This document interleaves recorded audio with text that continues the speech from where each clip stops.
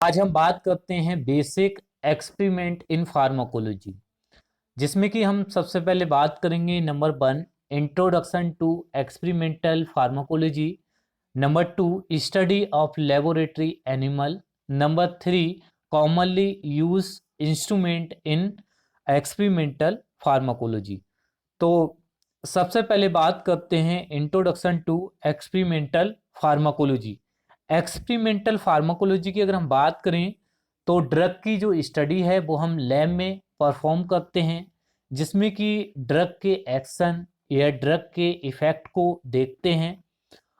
और इसमें ड्रग की फार्माकोकाइनेटिक एंड फार्माकोडायनामिक स्टडी की जाती हैं, जिसमें हम देखते हैं ड्रग की फार्माकोकाइनेटिक प्रॉपर्टी, जिसमें कि ड्रग का absorption, distribution, metabolism and elimination drug का देखते हैं।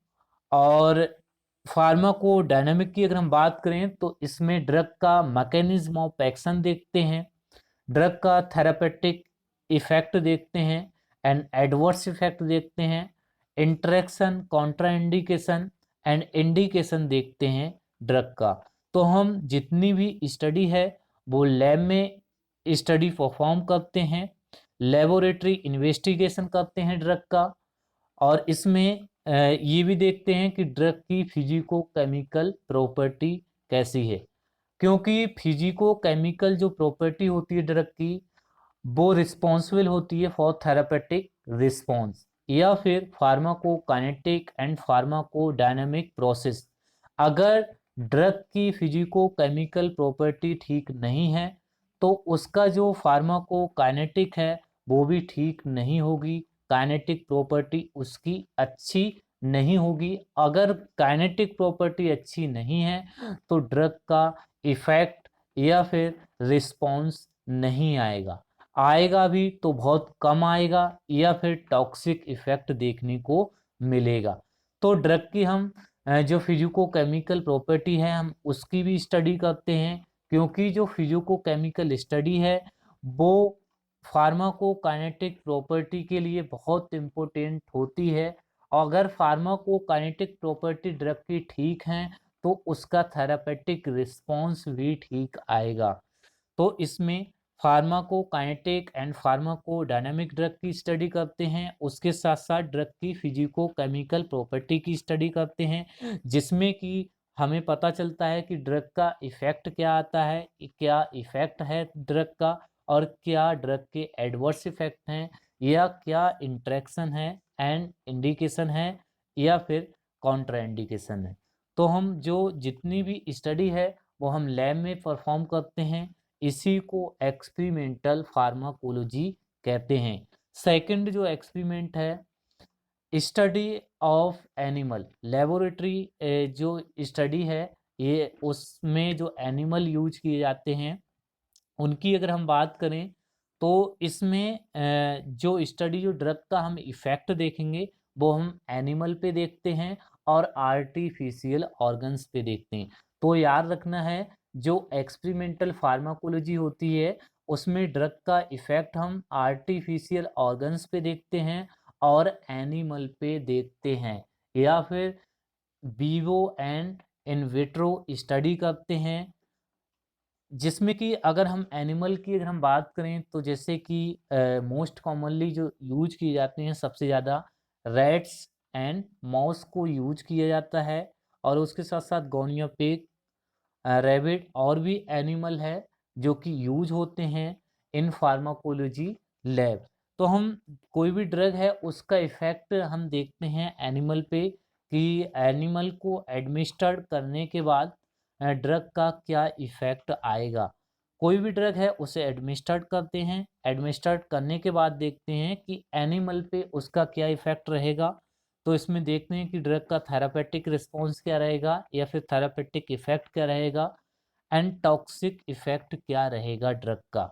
और उसके साथ साथ उसकी जो रूट है, रूट का भी सिलेक्शन हम करते हैं कि कौन सी रूट से ड्रग को देने पर कितना रिस्पॉन्स आएगा।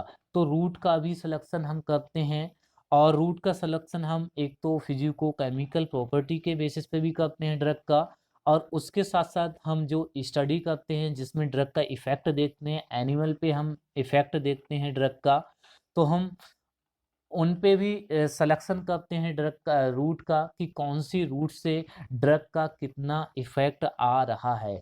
तो ये भी हम रूट का भी सिलेक्शन हम करते हैं और जिससे कि हम पता लगाते हैं कि कौन-सी रूट से ड्रग को एडमिनिस्टर करने से कितना रिस्पॉन्स आता है ड्रग का।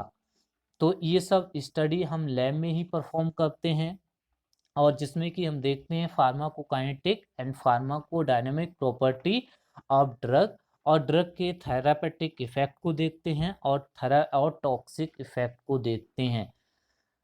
अब हम बात करें जो एनिमल का सिलेक्शन है वो किस बेसिस पे करते हैं, क्योंकि एनिमल तो बहुत हैं।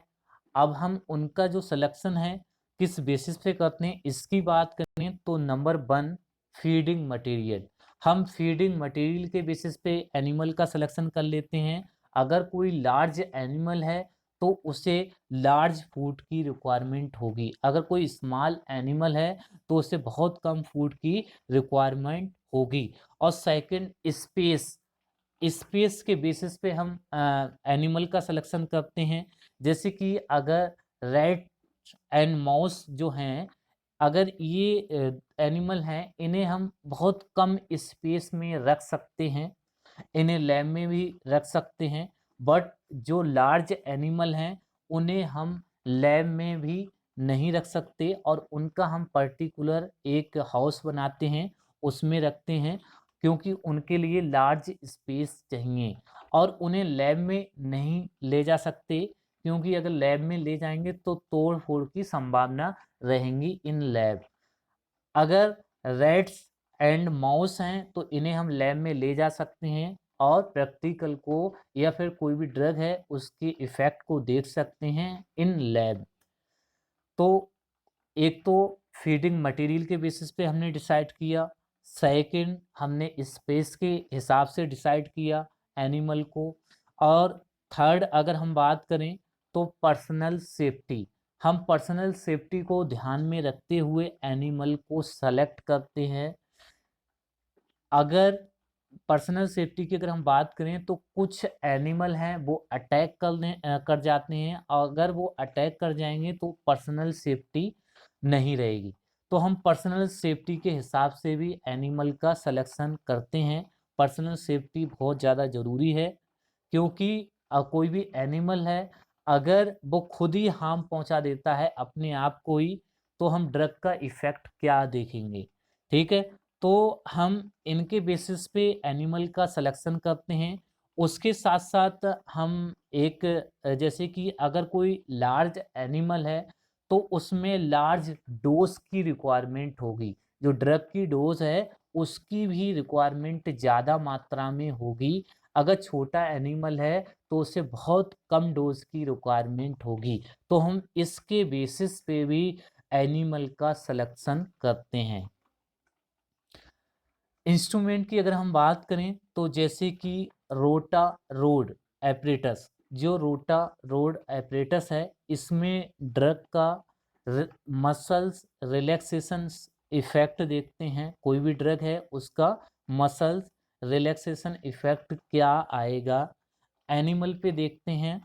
तो इसमें जो एक रॉड होती है वो रोटेट करती रहती है और जो एनिमल होता है वो उस पे रोलिंग करता रहता है और इसमें जो फॉलिंग टाइम होता है एनिमल के फॉलिंग टाइम का हम काउंट करते हैं। तो हम मोस्टली इस पे जो मसल्स रिलैक्सेशन इफ़ेक्ट है उसे देखते हैं। और उसके बाद ऑर्गन बाथ। ऑर्गन बाथ की अगर हम बात करें तो ऑर्गन बाथ में जैसे कि कोई भी टिश्यू है उसे अच्छे से सेट कर लेते हैं और उसके बाद हम ड्रग का इफ़ेक्ट देखते हैं और ड्रग का इफ़ेक्ट देखने के लिए हम इसके साथ जो रोटेटरी ड्रम है उसे सेट कर देते हैं और लेवर की हेल्प से उस रोटेटरी ड्रम पे एक ग्राफ तैयार हो जाता है। तो उस ग्राफ से हमें पता लग जाता है कि ड्रग का क्या इफ़ेक्ट आया और कितनी डोज़ देने पर कितना ड्रग का इफ़ेक्ट मिला। उसके बाद एक प्लस मेज है, जो प्लस मेज है इसे हम यूज़ करते हैं और इस पे हम देखते हैं एंटी एंजाइटी। हम एंटी एंजाइटी इफेक्ट देखते हैं ड्रग का। कोई भी ड्रग है जैसे बेंजोडाज़ापाम या डाज़ापाम ड्रग है, उसका इफेक्ट देखेंगे। अगर हम ड्रग एडमिनिस्ट्रेट कर दिए हैं कोई भी मतलब कि रैट्स को या फिर माउस को, तो इसके एक तो ओपन एरिया है, एक है क्लोज। तो जो जिस एनिमल को एंटी एंजाइटी जो ड्रग है डायजापाम वो एडमिनिस्ट्रेट कर दी जाती है, तो वो एनिमल मूव करेगा ओपन एरिया में, और जिसे नहीं की जाती है वो क्लोज एरिया में मूव करेगा। तो इस तरीके से हम कुछ एंटी एंजाइटी इफेक्ट देखते हैं इन एनिमल या फिर ऑन एनिमल पर देखते हैं। और उसके बाद एनाल्जेसोमीटर, जिसमें कि एनाल्जेसिक ड्रग का इफेक्ट देखते हैं। इसका इफेक्ट देखने के लिए हम जो एनिमल होता है उसकी टेल को इस टेल को हीटिंग जोन पे रखते हैं, और उससे पता चलता है एनाल्जेसिक इफेक्ट। तो आज के लिए इतना ही। Thank you.